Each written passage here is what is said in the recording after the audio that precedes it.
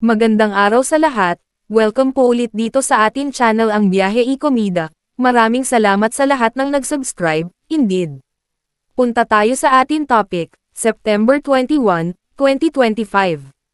Spotted, ilang celebrities na nakijoin sa kilos protesta laban korupsyon.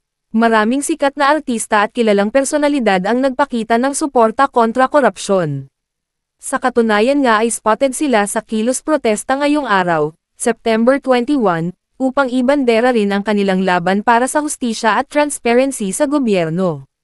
Nagpunta si Andrea Brillantes sa Maynila kasama ang ilang mga kaibigan, na mapapanood sa kanyang TikTok post. Makikita rin na siya ay naka-all black at may nakatikip ang mukha, kung saan mga mata lang niya ang kita. Mapapanood din sa kanyang video ang ilang mga kaganapan sa kilos protesta at nahagip pa si Maris Racal na nagsasalita sa harap ng maraming tao.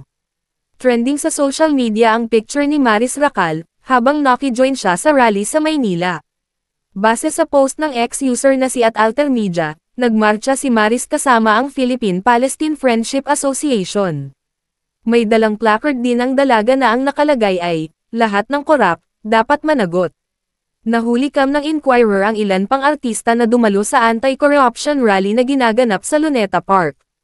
Ilan lamang sa mga nagbigay ng talumpati at nagdedemand ng accountability laban sa mga tiwaling opisyal ng gobyerno ay sina Jody Santa Maria, Elijah Canlas, at Angel Aquino. Personal ding umapela sa kilos protesta ang batikang aktres na si Tessie Tomas. Ang panawagan niya, magbitiw na sa pwesto ang lahat ng government officials at magbigay daan sa isang peaceful snap elections na pinangungunahan mismo ng sambayanang Pilipino. Kakaibang pagprotesta naman ang ibinandere ng ilang bigating artista dahil ang kanilang ganap ay isang anti-corruption running event na ginanap sa Makati. Ilan lamang sa mga spotted na sumali riyan ay sina Dingdong Dantes, Kuya Kim, Benjamin Alves, at ang couple na sina Gerald Napoles at Kim Molina. Agaw pansin sa mga litrato ang nakalagay na tagline sa kanilang t-shirts, kabilang na ang "End Corruption Now" at "I Dream of a Corrupt-Free Philippines." Ang caption pa riyan ni Kuya Kim sa IG post, "Mabuhay ang Pilipinas. Nakikiisa sa bansa para sa pagbabagong totoo." E-click ang mga link sa description box sa ibaba ng video.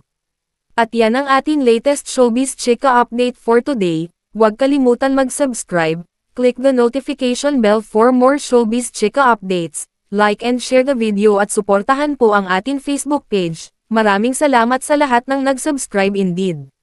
Magandang buhay sa lahat, adios!